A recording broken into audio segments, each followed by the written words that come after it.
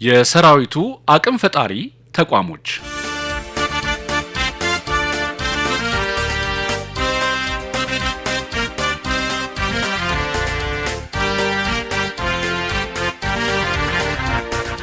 በኢትዮጵያ የተቋማት ግንባታ ታሪክ ረጅም ዘመናትን ማስቆጠሩ የሚነገርለት የኢፌዴሪ መከላከያ ሰራዊት በየዘመናቱ የሚገጥሙትን ፈተናዎች በጠንካራ የሀገር ፍቅር ስሜትና ጽናት በማለፍ የኢትዮጵያን አንድነትና ሉዓላዊነት አስጠብቆ ዘልቋል።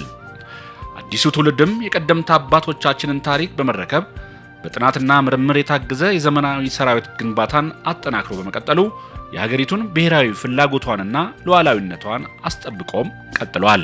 በመሆኑም ሰራዊቱ በተለያዩ ዘመናት ክህሎቱንና ብቃቱን ለማሳደግ አቅም ፈጣሪ ተቋሞችን እየፈጠረ ቢሄድም እንደተፈለገው ሊሄድ አልቻለም።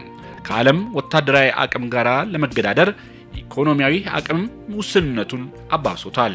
ይህን ተግዳሮቶችን ለመቅረፍ መከላከያ እንደ ተቋም የሪፎርም ሂደቱን መክፈቻ ዋነኛ ቁልፍ አድርጎ በመንቀሳቀሱና በሀገራችን በሁሉም የልማት መስኮች አንጸባራቂ ስኬታማ ድሎች በመመዝገባቸው የሰራዊቱ የእውቀት ተቋማት ሊጠናከሩ ችለዋል።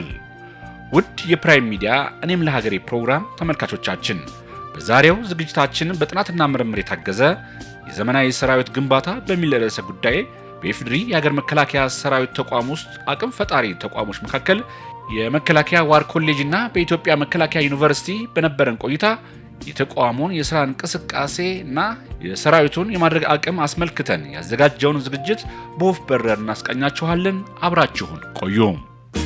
አለውንም ወታደር ነኝ ባለኝ ሙሉ አቅሜ አለውንም ለኢትዮጵያ ውበታት በደሜ ለእናት ሀገር ለማማ ለሰንደቅ ዓላማ ይከፈላል ሁሉም ነገር ባንቺ ለመጣማ። የኢፌዴሪ የሀገር መከላከያ ሰራዊት በሀገራችን ላይ የሚቃጡትን ማንኛውንም ጥፋቶች የጠላቶችን ህልም በማክሸፍ የበለጸገች ኢትዮጵያን ከነሙሉ ክብሯና ታሪኳ ለቀጣዩ ትውልድ የማስተላለፍ ታሪካዊ አደራ የተጣለበት ኃይል ነው። ይህም በመሆኑ የኢፌዴሪ መከላከያ ሰራዊት የሀገራችንን ሉዓላዊነትና ሀገራዊ ጥቅም በታማኝነት የሚያስጠብቅ ሙያ ብቃቱ የተመሰከረለት ወታደራዊ ኃይል ለመፍጠር በጥናትና ምርምር መስክ በአቅም ፈጣሪ ተቋሞቹ ትኩረት ሰጥቶ እየተሰራ ይገኛል። የለውጥ መንግስቱን ተከትሎ የመጣው ሪፎርም በመከላከያ ተቋም ሰፋፊና ስኬታማ ለውጦች እንዲመዘገቡም አስችሏል፣ እየተመዘገቡም ይገኛሉ። በተቋሙ ከለውጡ ጋር በአዲስ መልክ የተደራጁት የመከላከያ የባህር ኃይል፣ የልዩ ዘመቻዎች ኃይል፣ የስፔስ እና የሳይበር ኃይሎችን ባካተተ አደረጃጀት በመቋቋሙ ባጠረና በፈጠነ ጊዜ ባካሄዱት ሪፎርም ስራ ከፍተኛ ለውጥ እንዲመዘገብም አስችሏል። እነዚህንና ሌሎች የተቋሙን አደረጃጀቶች በተሳካ ሁኔታ ወደ ተግባር ለማስገባት የሰው ኃይሉን አቅም ማጎልበት ወሳኝ ተግባር ነው። ከነዚህ አቅም ፈጣሪ ተቋሞች መካከል የመከላከያ ዋር ኮሌጅ አንዱ ነው። ኮሌጁ የስትራቴጂክ ደህንነት ጉዳዮችን መተንተንና አማራጮችን ማመንጨት የሚችሉ የደህንነት ዘርፍ ስትራቴጂክ መሪዎችን ማፍራት ተቀዳሚው ተልዕኮ አድርጎ የሚንቀሳቀስ ኮሌጅ ነው። የመከላከያ ዋር ኮሌጅ አዛዥ ከቀረጻው በፊት ስናነጋግራቸው በነበረበት ወቅት የነበራቸው ማዕረግ ብርጋዴር ጄኔራል ሲሆን በአሁኑ ሰዓት በሜጀር ጄኔራልነት ማዕረግ የኮሌጁ ዋና አዛዥ ሜጀር ጄኔራል ቡልቲ ታደሰን የኮሌጁን ዓላማና ተልዕኮ አስመልክተው ለፕራይም ሚዲያ እንደተናገሩት ኮሌጁ በርካታ የሰው ኃይሎችን እያፈራ እንደሚገኝም ገልጸዋል። በተለይ ከሪፎርም ወዲህ ቀላል የማይባሉ የስትራቴጂክ አመራሮችን እያፈራ እንደሚገኝም ገልጸዋል። በ2011 በእኛ በአቆጣጠር የተቋቋመ አሁን አልሞስት 6ኛ ዓመቱን የፈጀ ከለውጡ ማግስት በኋላ ተቋሙ የፈጠራቸው አንዱ የስትራቴጂክ አመራር ተቋም ሆኖ እንዲያስተምር የተቋቋመ ህጋዊ ማዕቀፍ ያለው የመከላከያ ኮሌጅ ነው። መከላከያ ዋር ኮሌጅ ተጠሪነቱ በቀጥታ ለክቡር ኤታማዦር ሹም ነው። እዚህ ገብተው የሚማሩ ሰዎች ከመከላከያም፣ ከፖሊስ፣ ከሲቪሊያን እና ከወዳጅ ጎረቤት ሀገሮች ገብተው እዚህ ይማራሉ። ስለዚህ መከላከያ ዋር ኮሌጅ ገብተው የሚማሩ ወታደር ብቻ ሳይሆን የሀገሪቱ ከፍተኛ ባለስልጣናት የሆኑ ሲቪል አስተዳደርን ጨምሮ ገብተው የሚማሩበት ነው። ዋር ኮሌጁ ራዕይ አለው። ራዕዩ ከአፍሪካ ተመራጭ የልቀት ማዕከል ሆኖ በስትራቴጂክ በስትራቴጂክ ደህንነት ስትራቴጂ የሚያስተምር ከፍተኛ ተቋም ነው። ደህንነት ስትራቴጂ ምንድን ነው? እንዴት ነው ልቀት ማዕከል የምትሆኑት?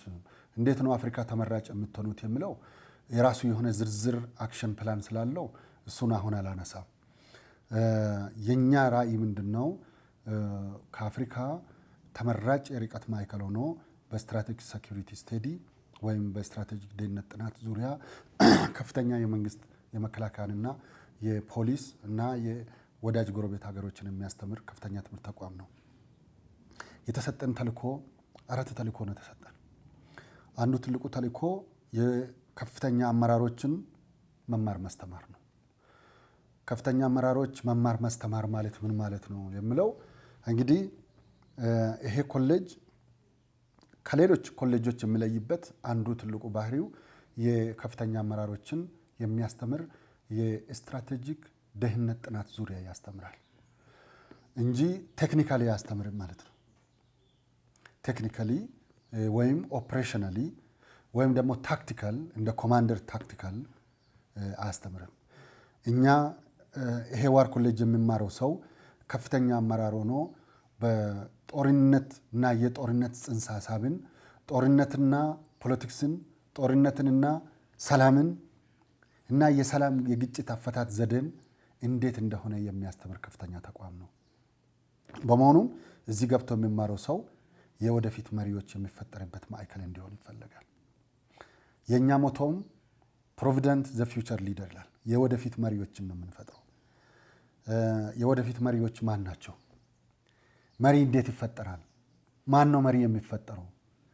መሪ በትውልድ ነው? መሪ በውርስ ነው? መሪ በምንድን ነው? አንዳንድ ስኮላሮች የሚሉት አመራር በትምህርት ይገኛል የሚሉ አሉ። አይ መሪ የሚሆነው በዘር ሐረግ የሚመጣ የሚሉ አሉ። አይ መሪ የሚኖረው በራሱ በስራ ልምድ እና ራሱ ስራው የፈጠረው ቻሌንጅ ውስጥ ያለፈ አመራር ነው ብሎ የሚያምኑ ስኮላሮች አሉ። እኛ እንግዲህ የምንለው መሪዎቹን ለመፍጠር መሪ ማስተማር አለብን። ከየትኛውም ኮርነር ይምጣ ተምሮ ብቃት ያለው ሀገሩን የተረዳ የሀገሩን ብሔራዊ ጥቅም የተረዳ ሰው የኮሌጁ ስትራቴጂክ አመራር ሆኖ ይማራል፣ ለወደፊቱ ተቋምን ይረከባል ነው። ስለዚህ አንዱ ተልእኮ ነው። ሁለተኛ ተልእኮ የተሰጠን ተልእኮ ምንድን ነው? በዚህ ኮሌጅ ውስጥ የተለያዩ ወርክሾፕ፣ ሲምፖዚየም፣ ፓናልስ እናዘጋጃለን። እነዚህ በሙሉ በእነዚህ ፕሮግራሞች ውስጥ የተካተቱትን ፕሮግራሞች ተንተርሶ ጥናታዊ ጽሁፎችን እንሰራለን፣ ፓናሎችን እናቀርባለን፣ የተለያዩ ፕሮጀክት ወርኮችን እንሰራለን። ስለዚህ አንዱ የተሰጠን ሁለተኛ ተልእኮ በወርክሾፕ በሴሚናር እና በተለያዩ ፓናሎች ዝግጅት በተደረገ የጥናትና ምርምር ማካሄድ ነው። ሌላኛው ትልቁ ነገር የተሰጠን ነገር ቢኖር በጥናትና ምርምር ዘርፍ አዳዲስ ፖሊሲዎች የሚመነጭበት ኒው ቲንኪንግ ነው እዚህ ያለው። ለምሳሌ ሀገራችን የምትመራበት የራሱ የሆነ የውጭ ጉዳይ ፖሊሲ አለ። ተቋማችን የሚመራበት የራሱ የሆነ የውጭ ጉዳይ ፖሊሲ አለ። ተቋማችን ከሚሊተሪ ጋር ከፖሊስ ጋር ሲቪል ሚሊተሪ ሪሌሽን ኮንሰፕት አለ። ስለዚህ እስካሁን ባለንበት ሁኔታ ሂደት ውስጥ እነዚህ የምንሰራባቸው ተቋም ስራዎቻችን ሳይንቲፊካሊ እንዴት ነው ጀስቲፋይ የምናደርገው? how do you justify it? እንዴት ነው ጀስቲፋይ የምታደርገው? ለምሳሌ ሰራዊቱ ከህዝብ ጋር ይሰራል፣ ሰራዊቱ ከፖሊስ ጋር ይሰራል፣ ሰራዊቱ ከመስተዳደር ጋር ይሰራል። እየሰራንም ነው፣ ፕራክቲካሊ እኮ እየሰራን ነው። ነገር ግን ምንድነው ራሽናሊ ቢሃይንድ ምንድነው ከበስተጀርባ ያለው? ይሄ ሳይንቲፊካል ጀስቲፊኬሽን አለው። ምክንያቱም ይሄ ሰራዊት የተፈጠረው ከህዝብ ነው። ምንም ከፕላኔት የመጣ አይደለም፣ ከህዝብ ጋር ነው። አባቱም እናቱም ባህሉም የሚያውቀው ህብረተሰቡ ውስጥ ያለው ያደገበት ነው። ህብረተሰቡ ጋር ሆኖ ሚሽን ስትሰጠው አይሰርቅም፣ አይዋሽም፣ ሴት አይደፍርም፣ አባቱን ያከብራል፣ ታላቅ ያከብራል። ዛት ኢዝ ቫልዩ ዊ ሃቭ። ስለዚህ ይህንን ሳይንቲፊካሊ ሰርተ ለዓለም ወይም ለተቋማት፣ ለሙያተኞች፣ ለተመራማሪዎች ተደራሽ መሆኑ ያስፈልጋል። ዛት ኢዝ ሪዝን ቢሃይንድ። ሌላኛው አራተኛ ተልእኮ ተሰጠን ምንድነው? ከሌሎች ተቋማት ጋር ትብብር መስራት ነው። አሁን ያልኳቸው ወደ 11 የሚሆኑ ተቋማት ጋር በትብብር እንሰራለን። ምናልባት ከእናንተ ጋር 12ኛ ተቋማት ይሆናል። ቱ ቢ ፍራንክ ለምንድን ነው እነዚህ ተቋማት ጋር አብረን የምንሰራበት ጊዜ we have ሩት ኦፍ ግራውንድ አለን። ለምሳሌ እኛ ከፖሊስ ኮሌጅ ጋር የምንሰራው እነዚህን ተልእኮች እንዲሳካ ብለን በመማር ማስተማር እንዴት ነው ብለን የምንሰራው፣ በጥናትና ምርምር፣ በወርክሾፕ፣ በሲምፖዚየም እንዴት አብረን እንሰራለን ብለን ፕሮግራም እንቀርጻለን። ስለዚህ አሁን ወደፊት ከፕራይም ሚዲያ ጋርም ተመሳሳይ ፓርትነርሺፕ እንፈጥራለን። ፓርትነርሺፕ አፕቱ ፕሮግራም አጀስትመንትን ይጠይቃል። አፕቱ አብሮ መስራትን ይጠይቃል። ፕሮጀክት አብሮ መቅረጽን ይጠይቃል። ሀገርን እይታ እንዲሰፋ፣ አመራሮች እንዲሰፋ አብሮ መስራት ይቻላል። ለምሳሌ ጥሩ ምሳሌ አሁን መንግስታችን ስለ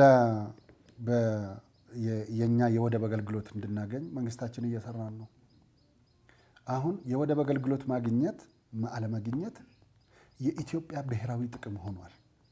በስትራቴጂክ ሴኩሪቲ ስተዲ ኮንሰፕት ኢት ኢዝ ሴኩሪታይዝድ ይሉታል። ኦልሬዲ መንግስት ይህንን ሴኩሪታይዝድ አድርጎታል።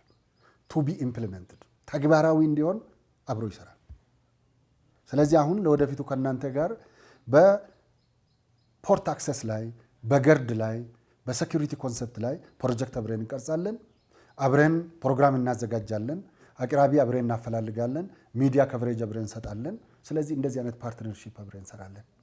ስለዚህ ዋት አም ሴይንግ ኢዝ የኮሌጁ ተልእኮ ይህንንና ራዕዮቹን ተግባራዊ ለማድረግ ነው። ይሄን ሁሉ ስንሰራ ምንድነው ልናሳካ የፈለጋችሁት? ይሄ ሁሉ ሲሰራ ምንድነው ልታሳኩ የፈለጋችሁት ቢባል እኛ ሚኒመም 4 ነገሮችን ልናሳካ ነው። አንደኛ የኢትዮጵያ ብሔራዊ ጥቅሞችን ለማስከበር ነው። ሁለተኛ የኢትዮጵያን ብሔራዊ አቅሞች ለማሳደግ ነው። ሶስተኛ መከላከያ ሰራዊትን የተማረ የነቃ እና በሁሉም የጦርነት አውደቶች ላይ የሚሳተፍ ሰው ለመፍጠር ነው። ሌላኛው ትልቁ ነገር የሰው ኃይል አቅም ግንባታ ላይ አብረን ለመስራት ነው። ስለዚህ አት ዘ ኤንድ ኦፍ ዘ ዴት የዚህ ኮሌጅ ተምሮ የሚመጣ ሰው እነዚህን 4 ጉዳዮች ለማሳካት ነው። ለምሳሌ ብሔራዊ ጥቅም ስትሉ ምን ማለታችሁ ነው እናንተ ልትሉ ትችላላችሁ። የኢትዮጵያ ብሔራዊ ጥቅም ተዘርዝሮ የማያልቅ ግን ደግሞ ያልተነገረ የኢትዮጵያ ብሔራዊ ጥቅም አለ። ለምሳሌ የኢትዮጵያ ብሔራዊ ጥቅም መከላከያ ሰራዊትን የገነባ የተደራጀ ከማንም ፖለቲካ ፓርቲ ነፃ የሆነ መከላከያ ሰራዊት መገንባት ማለት የኢትዮጵያ ብሔራዊ ጥቅም ነው። ለምን? ሀገርን መገንባት ተቋም መገንባት ስለሆነ ተቋም ባለመገንባቱ ሰራዊትን እያፈረስን እየገነባን እየፈረስን እየገነባን 100 ዓመታት ቆይተናል። ስለዚህ የሀገሪቱን መከላከያ ሰራዊት መገንባት ጠንካራ ፕሮፌሽናል በሙያ በእውቀቱ በችሎታ የታከነ ሰውን መስራት ማለት መገንባት ማለት የኢትዮጵያን ብሔራዊ ጥቅም ማሳካት ነው። ኮሎኔል ደመቀ ደምሴ በመከላከያ ዋር ኮሌጅ የሥርዓተ ትምህርት እድገትና የትምህርት ድጋፍ ዲን ናቸው።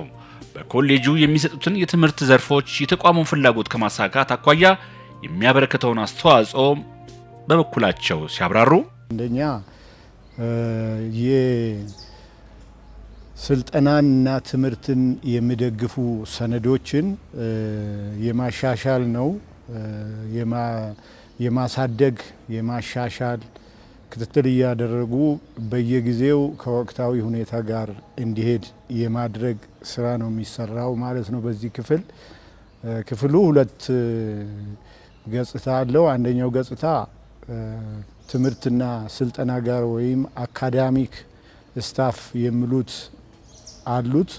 ሁለተኛው ክፍል ደግሞ የትምህርትና ስልጠና ድጋፍ የሚባሉ ክፍሎች አሉት። የመጀመሪያው ከአካዳሚክ አንጻር ቅድም እንደገለጽኩት እነዚህ ስርዓተ ትምህርትን እና ስርዓተ ትምህርቱን የሚደግፉ የተለያዩ ሰነዶች አሉ። እነዚህ የውስጥ ደንቦች፣ የተማሪ አንደበትና የመሳሰሉ በርካታ ትምህርቱን ሊደግፉ የሚችሉ ሰነዶች አሉ። ያንን የመስራትና የማሻሻል ክትትል እያደረጉ አካዳሚክ ስታፉን እዛ ውስጥ እያስገቡ እንዲሰሩ እያደረጉ ስልጠናውንና ትምህርቱን መደገፍ ነው። ሁለተኛው ደግሞ እነዚህ ፋሲሊቲዎችን ተማሪዎች ተጠቅሞ ስልጠናውን በተሻለ መጠን እንዲያሳድጉ የማድረግ ነው። ለምሳሌ እንደነ አይሲቲ የመሳሰሉ ላይብረሪ፣ ለትምህርት የሚያስፈልጉ መርጃዎች የማቅረብ የመሳሰሉትን የሚሰራ ክፍል ነው ማለት ነው። ስለዚህ ሁለቱን ገጽታ የያዘ ክፍል ነው። አሁን እንግዲህ በቀጥታ ሳይሆን ተማሪ አምጥተን ነው የምናስተምረው አይደለ? እዚህ የሚማሩት በመጀመሪያ ደረጃ ያው የወደፊት መሪን የማፍራት ስለሆነ በስትራቴጂያዊ ደረጃ ያሉ ከፍተኛ አመራሮችን ማሰልጠን ነው ስራው። አሁን ለሰራዊቱ ብቻ ሳይሆን ለሌሎች የአገሪቱ የደህንነት አካላት ጭምር ነው እዚህ የሚሰራው ስራ ወይም የሚሰጠው ትምህርትና ስልጠና ከሁሉም የሀገሪቱ የደህንነት ተቋማት፣ ክልሎች ሁሉ ያጠቃለለ የሚመጣ ነው። ሰራዊቱ ብቻ አይደለም የሚሰለጥነው ማለት ነው። ስለዚህ ይህን ሰው ለማፍራት እዚህ ጋር ያለው ስርዓተ ትምህርት ወሳኝ ነው ማለት ነው። ኮሎኔል እማምር አያሌው የመከላከያ ዋር ኮሌጅ የደረጃ 1 ሆስፒታል ኃላፊና ለሰው ኃይል ጠቅላላ አገልግሎት ተወካይ በበኩላቸው እንደተናገሩት በኮሌጁ የመማር ማስተማር ሂደት የሰው ኃይል ጠቅላላ አገልግሎት ከፍተኛ ሚና እንደነበረውም ተናግረዋል። የተቋቋመበት የራሱ የሆነ ዓላማ አለው። ለምሳሌ የተቋቋመው ስትራቴጂክ መሪዎችን ለመፍጠር የሲቪል የጸጥታ ኃይሎችና መከላከያ ያለ የጸጥታ ኃይል ስትራቴጂክ አመራሮችን ለሀገሪቷ ለመፍጠር ዘርፈ ብዙ የሆነ እንቅስቃሴ እያደረገ ነው ያለው። በአገር ውስጥ ብቻም ሳይሆን በውጭ ሀገርም ጭምር የአፍሪካ ሀገሮችን እያመጣ እያስተማረ እያስመረቀ ልኳል። ከዛ አንጻር ነው የሚቃኘው። ያ ሲሆን ደግሞ እዚህ ጠቅላላ አገልግሎት የሰው ሀብቱ ጠቅላላ አገልግሎት የሚባለው ያው እንዳጠቃላይ ሰውኛ የሆነ አገልግሎት መስጠት ሲሆን እነዚህ ከውጭ ሀገርም ከሀገር ውስጥም እንደገና ደግሞ ከሲቪሉ ማህበረሰብ ስትራቴጂክ መሪዎች ከጸጥታ ቦታዎች የሚመጡትን እነሱን ለማገልገል ቁልፍ የደም ስር ነው ማለት ነው።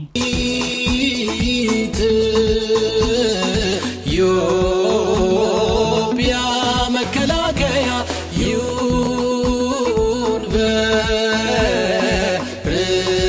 ዩኒቨርሲቲ ምሁር የሚያበቃ ትውልድ ፈጣሪ በዘመን ሚዘምን ሀገር ወገን አኩሪ። በመቀጠል የተመለከትነው የኢትዮጵያ መከላከያ ዩኒቨርሲቲ ሲሆን ዩኒቨርሲቲው የተቋሙን ዘመናዊ ሰራዊት ግንባታ ሂደት ተቀዳሚ ትኩረት አቅጣጫ የሆነውን የተማረ የሰው ኃይል መፍጠርና የፈጠራ አቅምን ማሳደግ ነው። የኢትዮጵያ መከላከያ ዩኒቨርሲቲ ሀገራዊና ተቋማዊ ተልእኮዎችን እና ተግባራቱን በተመለከተ ከዩኒቨርሲቲው ፕሬዝዳንትና ከተለያዩ የሥራ ኃላፊዎች ጋራም ቆይታ አድርገናል። የኢትዮጵያ መከላከያ ዩኒቨርሲቲ ከመንግስትና ከተቋም የተሰጡትን ተልእኮዎች ዕውቀትንና ጉልበትን ለሀገረ መንግስት ግንባታ በመስጠት በትምህርትና ምርምር በማህበረሰብ አቀፍ አገልግሎት ላይ ትኩረት ሰጥቶ እየሰራ እንደሚገኝ የኢትዮጵያ መከላከያ ዩኒቨርሲቲ ፕሬዝዳንት ብርጋዴር ጄኔራል ከበደ ረጋሳ ከፕራይም ሚዲያ ጋር በነበራቸው ቆይታ ላይም ገልጸዋል። ፕሬዝዳንቱ የዩኒቨርሲቲውን ተልእኮ በተመለከተም ሲያብራሩ ዩኒቨርሲቲ ከተቋቋመ ወደ 25 ዓመት አካባቢ የሚሆነው አንጋፋ ዩኒቨርሲቲ ነው። እንግዲህ ለዚህ ዩኒቨርሲቲ ቀጥታ ተጠሪነቱ ወይም ንብረትነቱ የፌዴሪ መከላከያ ሚኒስቴር ነው እና በከፍተኛ ትምህርት ተቋም ህጎችና ደንቦች በሀገሪቱ የትምህርት ሚኒስቴር ህግ የሚገዛ አጠቃላይ ግን ይህ ዩኒቨርሲቲ በዋናነት ለመከላከያ ሰራዊት ልቀት እንዲሰራ ይሄ ማለት በመማር ማስተማር በምርምርና ማህበረሰብ አቀፍ አገልግሎት ለማማከር ብሎም ደግሞ ራሱን በገቢ ራሱን በሚያጠናክርበት ሀብት ማመንጨት በሚችልበት መንገድ ተደርጎ በደንብ የተደራጀ ነው። ስለዚህ በዋናነት ተልዕኳችን በሚቀጥሉት 5 ዓመታት ምርጥ የአፍሪካ የመከላከያ ዩኒቨርሲቲዎች አንዱ መሆን ነው። ይሄ ደግሞ በመማር ማስተማሩም በትምህርት በምርምርና በማህበረሰብ አቀፍ አገልግሎት እና ቴክኖሎጂ ማፍለቅ አዳፕት ማድረግ ማላመድ ከዛ ደግሞ ቴክኖሎጂውን ትራንስፈር በማድረግ በማሸጋገር ትልቅ ስራ እንዲሰራ ተብሎ ተቋማችን መከላከያ የያዛቸው የጦር መሳሪያዎች ላይ እነዛ ቅድም ያልኳቸው ስራዎች በመስራት ተቋሙን ከቴክኖሎጂ ጥገኝነት የማስወጣት ስራ ነው። አንዳንድ ያደረግናቸው ስራዎች በሙሉ ተቋሙን የሚደግፉ በጥናት እና ምርምር ላይ የተመሰረቱ እንደሆነ እሱም በማሳካት ተቋሙን የቴክኖሎጂ ማዕከል ማድረግ ተብሎ በቴክኒክና በፕሮፌሽናል ሙያተኛ እየተዋጉ የሚያክሙ የተዋጉ ፋብሪካን የሚያስተዳድሩ ፋብሪካን የሚመሩ ኢንዱስትሪን የሚመሩ ተቋሙ ያለው የተባለውን በሙሉ በሁሉም ፊልድ ይሄ መስራት የሚችሉ ሙያተኞችና ቴክኒካል ፕሮፌሽናሎችን የሚያመርት ዩኒቨርሲቲ ነው። ለዚህ ደግሞ ተግተን በመስራት ላይ እንገኛለን። እንግዲህ ዩኒቨርሲቲ ከለውጡ ማግስት ጀምሮ አንዱ የትራንስፎርም ወይም ሪፎርም መደረግ ካለበት ተቋማት ውስጥ አንዱ የኛ ዩኒቨርሲቲ ነበረ። እንግዲህ በተለይ ላለፉት 2 ዓመት ተኩል አካባቢ ዩኒቨርሲቲው 2 መልክ ያለው ነው። አንደኛው ፒውርሊ የከፍተኛ ትምህርት ተቋማት የመማር ማስተማሩን ስራ የሚሰራ ሙያተኛን የሚያበቃ ሆኖ ሳለ በተጨማሪ ደግሞ የወታደራዊ ቁመና ወታደራዊ ፕሮፌሽናሊዝምን እውን ማድረግ ያለበት ዲሲፕሊን የሆነ ለተቋሙና ለሀገሩ ባህል ህገ መንግስት ስርዓት ተገዢ የሆነ ኃይል ማፍራት ደግሞ ከዚህ ያልተናነሰ ነበርና ድጋፉ አመራሩ በየደረጃ ያለው አመራር እንዲማር እንዲሰለጥን ስለ ወታደራዊ ቁመናና ስለ የተጣራ የሀገር ማንነት ላይ የተስተካከለ ስብዕና እንዲኖረው ለማድረግ ተማሪውንም ስታፉንም አስተማሪውንም ሲቪል ሰራተኛውንም ተመራማሪውን በሙሉ ወደ ውትድርና ስልጠና አስገብተን ለ3 ወር ትምህርት ዘግተን በአካል ብቃት በወታደራዊ ቴክኒካል እውቀትም በአመራር ደረጃ የሙያ ላይ ዘርፍ ስልጠናዎች ሳይቀሩ ከሀገሩ ህገ መንግስታችን ጀምሮ እስከምንተዳደርበት የዩኒቨርሲቲው ቋሚ ትዕዛዝ ድረስ ያሉ መመሪያዎች ላይ ሙያተኞችን በመጋበዝ በተቋሙ ውስጥ በትላልቅ ኃላፊነት ላይ ያሉ አመራሮችን በመጋበዝ መጥቶ የማይንድ ሴትአፕ ለውጥ ምን መርሆች ነው የሚያስፈልጉት፣ አሁን ምን አለን፣ ምን ጎደለን፣ ይሄ ጎደለን ደግሞ መቼ እንፈታለን፣ በምን አይነት እንፈታለን የሚል በዝርዝር ከማህበረሰቡ ጋር ተቋም ለተለወጠ ሀገር የሚለውን በደንብ ተግባራዊ ለማድረግ ሞክረናል። ስለዚህ አሁን በምንቀበላቸው ተማሪዎቻችን ላይ ያለው መስፈርት የከፍተኛ ትምህርት ተቋማትን መነሻ ያደረገ ደግሞ ከልዩ የሙያ ባህላችን አንፃር ደግሞ በትኩረት መታየት ያለባቸው ነገሮችን እያየን በመስፈርቱ ውስጥ እያስገባን ራሳችንም በዩኒቶቻችን በማስተዋወቅ እስካሁን ዩኒቨርሲቲው ያበረከተውን አበርክቶ ሁሉ እያነሳን በመንግስት ዩኒቨርሲቲዎችም በክልሎችም መስተዳድሮች ጋር በመሄድ ዩኒቨርሲቲውን በደንብ ማስተዋወቅ ተችሏል። በኢትዮጵያ መከላከያ ዩኒቨርሲቲ በምርምርና ቴክኖሎጂ ሽግግር ምክትል ፕሬዝዳንት ኮሎኔል ዶክተር ተባባሪ ፕሮፌሰር ምኒልክ ዋለ በበኩላቸው ዩኒቨርሲቲው በምርምርና ቴክኖሎጂ ሽግግር መንግስትን ሆነ ተቋሙን በሙያው ዘርፍ ያበረከተውን አስተዋጽኦ በተመለከተ ሲገልጹ የምርምርና የማህበረሰብ አገልግሎት ስራዎችን በታቀደላቸው ጊዜ ማሳካት ነው። ከዚህ በመነሳት እንግዲህ ዩኒቨርሲቲው 3 ተልእኮች ነው ያሉት። አንደኛ መማር ማስተማር ነው፣ ሁለተኛ የምርምር ስራዎችን መስራት ነው፣ ሶስተኛ የማህበረሰብ አገልግሎትና የመመከር ስራዎችን ማከናወን ነው። ከዚህ በመነሳት በ2017 በጀት ዓመት ያው በዩኒቨርሲቲው የታቀዱ ከምርምር አንጻር የታቀዱ በርካታ ስራዎች ነበሩ። በተለይ እነዚህ የምርምር ስራዎች የተቋሙን ችግር የሚቀርፉ የሰራዊቱን የውጊያ ዝግጁነትን የሚያሻሽሉ እና የሚያቀሉ የምርምር ስራዎችን አንዳንዶች ኢኖቬቲቭ የሆኑ ስራዎች አሉ። አንዳንዶች ደግሞ ሰራዊት ታጠቃቸውን ትጥቆች የማሻሻል የማዘመን ስራ ላይ የነበረ አተኩረን ስራ የነበረው እንግዲህ በአጠቃላይ በ29 የምርምር ፕሮፖዛሎችን ነበር በአመቱ ተረክበን የነበረው። ከ29 የምርምር ፕሮፖዛሎች ውስጥ 24ቱን የምርምር ፕሮፖዛል ነው በጀት መድበን እንዲሰሩ ያደረግናቸው። እንግዲህ ከተጀመሩት ፕሮጀክቶች ውስጥ 13ቱ ተጠናቀዋል።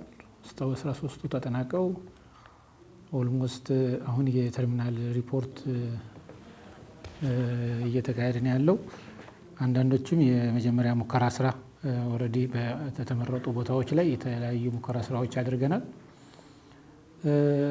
በቀጣይ እንግዲህ እነዚህ የበለጸጉ የምርምር ስራዎች ያው ከመከላከያ ከተለያዩ ክፍሎች የመጡ ግብአቶች የስሩልን ግብአቶችን መነሻ ያደረጉ ስራዎች ስለነበሩ በቀጣይ ወደ ተቋሙ የተለያዩ ክፍሎች ለማስተላለፍ በተለይ ወደ ኢንዱስትሪዎቻችን ገብተው በምርት መልክ እንዲወጡ ለማድረግ የተለያዩ ስራዎች እየሰራን ያለ ነው። ከሎጂስቲክስ ዋና መምሪያ እና ከመከላከያ ኢንጂነሪንግ ኢንዱስትሪ ጋር በመሆን